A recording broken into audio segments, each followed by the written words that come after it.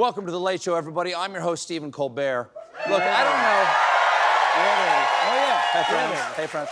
I don't know what you all are talking about, but everybody I talk to is talking about what Donald Trump doesn't want to talk about. So let's talk about it. It being the conspiracy surrounding his old dancing buddy, Jeffrey Epstein. There you go. For years, before he was, reelected, and recently, since they all got into office, a bunch of high-ranking people in Trump's administration have kept promising to release the files surrounding Jeffrey Epstein, his mysterious clients, and his suspicious death. But now, suddenly, for reasons that I legally cannot think of, Donald Trump seems desperate to stop us from knowing who Jeffrey Epstein's clients were. In fact, yesterday, he said he was surprised anyone even cares about the guy. I don't understand it. Why they would be so interested. He's dead for a long time.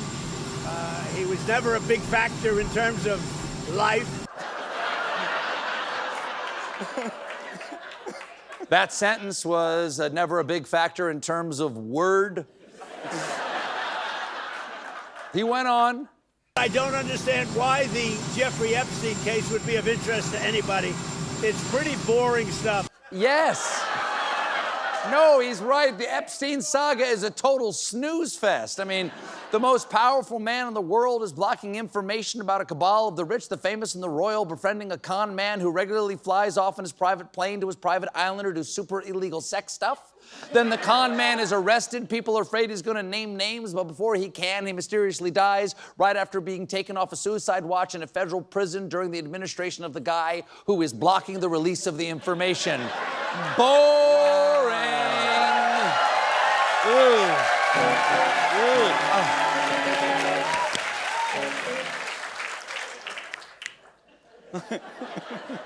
Sex, cults, and murder are famously dull. That's why they call that movie Eyes Wide Shut, because everyone was asleep.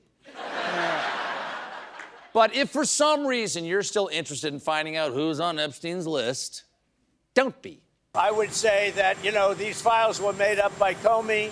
They were made up by Obama. They were made up by the Biden I'm sorry. I'm sorry. I didn't quite catch that. What did he say again? But he's lying, folks. This morning.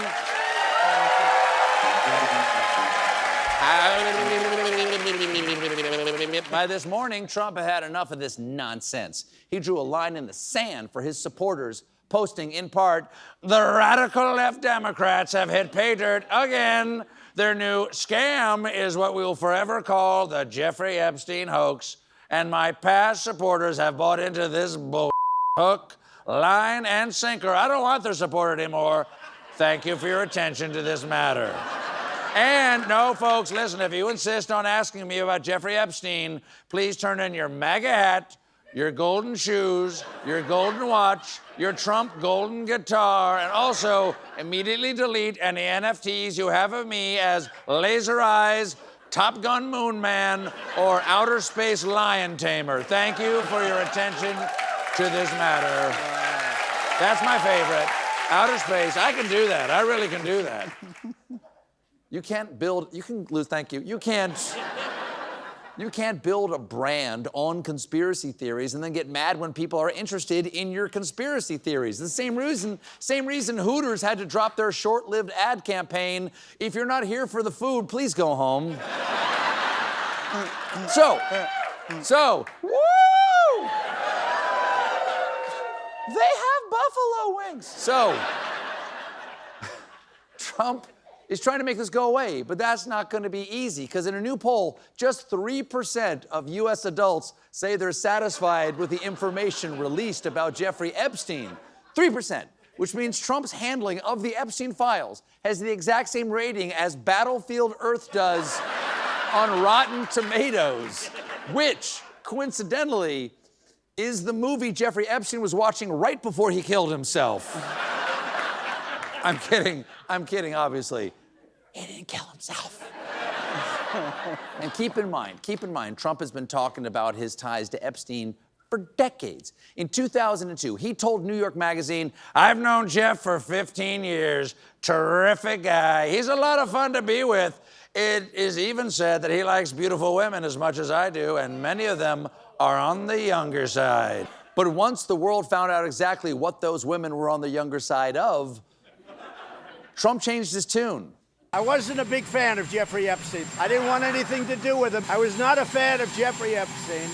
I am not a fan. He's the kind of terrific guy that I am not a fan of. He's a lot of fun to be with, and I don't like that at all. It is even said that he is a fan of the kind of beautiful women that I am not a fan of. That's why I spend so much time with him and his sexy friends on the No Thank You Express. Last week, to quell the onslaught of demands for more of this information, the FBI released a video of the outside of Epstein's prison cell, but instead of quashing the conspiracy theories, it just created more because the FBI admitted the video has a missing minute, which is concerning, okay? But to kill a guy, you'd need like 3 times that. By the way, last night, an analysis by Wired revealed that the video actually had nearly 3 minutes cut out. 3 minutes, 3 missing minutes. That's not the kind of thing that calms conspiracy theorists down. Guys, don't worry, okay? The FBI says there wasn't a shooter on the grassy knoll, okay? But we have discovered 3 new knolls. Grassy, sticky, and bushy. Plus, despite the administration claiming it was raw footage, Wired found that the video had been stitched together in Adobe Premiere Pro from 2 video files. Yeah, see if you can spot the edit. Go to the lobby. Let's all go to the lobby.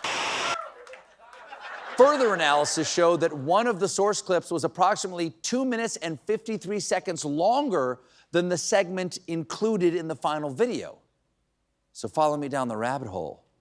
What's 2 minutes and 53 seconds long? The song God Only Knows by the Beach Boys. Where do you find beaches? On islands. Who had a private island when he was alive?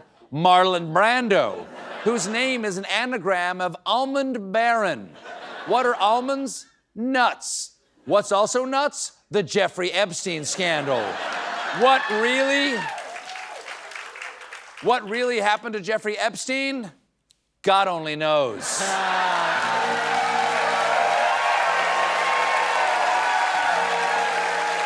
Is this a dream? Am I dreaming? Am I awake? Yesterday, Trump took a break from telling us how we shouldn't care about his mysterious dead pedophile buddy and paid a visit to Pennsylvania instead. He was there to celebrate new investments in AI energy projects, but things went off the rails pretty darn quick. When I first heard about AI, it's not my thing, although my uncle was at MIT, one of the great professors, 51 years, whatever. He was the longest serving professor in the history of MIT, 3 degrees in nuclear, chemical, and math. That's a smart man. That's a smart man. He also had 6 degrees of Kevin Bacon. It was like, only man to ever have 4. That's 4 right there. Brace yourself. None of that was true. Trump's uncle was an MIT professor, but he was not the longest serving ever, and his PhD was actually in electrical engineering. But I'll tell you what is true. We found this real picture of his uncle, John Trump, strapped into one of his marvelous machines. Now, I don't know what it does, but that photo is from 1950, so I believe it injects you with cigarettes. Then, for funsies, I guess, he told everybody that his uncle taught the Unabomber. Kaczynski was one of his students. Do you know who Kaczynski was? There's very little difference between a madman and a genius. But Kaczynski, I said, what kind of a student was he, Uncle John, Dr. John Trump? He said, what kind of a student?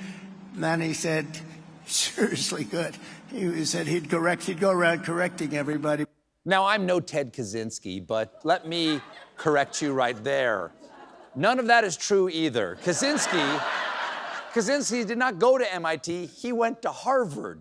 Yes, but sometimes old Ted would take the crosstown bus over to MIT. Then he would go around correcting people. He'd say, I actually didn't go to school here, You don't actually know me. I'm a figment of the imagination of your dumbest nephew. Even more insane. Let's all go to the lobby. Let's all go to the lobby. Let's all go to the lobby. La-dee-dee-dee-dee. Ha! Even more insane. Kaczynski wasn't ID'd as the Unabomber until 1996, but Trump's uncle died in 1985. So why on earth would Trump have asked his uncle about him? Hey, Uncle John, Uncle Professor Dr. John Trump, Professor Sir Uncle, you know, that random guy who isn't famous at all and lives in the woods and machines his own screws? What was it like when you didn't teach him? We got a great show for you tonight. Owen Wilson will be taking the Colbert questionnaire, and I'll be talking to Dr. Francis Collins.